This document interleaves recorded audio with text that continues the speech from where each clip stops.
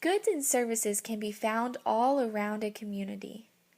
Goods are things that are made or grown. Goods are also things people use or make to satisfy their needs or wants. Let's look at where you can shop for goods in a community. When you go to the grocery store and buy food, you are purchasing a good.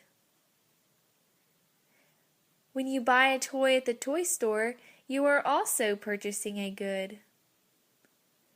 When you buy clothes at the store, you are purchasing a good. And when you buy a book at the bookstore, you are purchasing a good. A service is something useful that people do for others. People provide services to help satisfy other people's wants or needs. People also use money to buy services. Let's look at the different services that can be found in a community. A doctor provides a service by helping their patients feel better. A barber provides a service by cutting their customers' hair.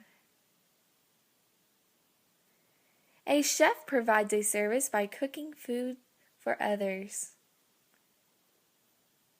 And a taxi driver provides a service by driving people where they need to be.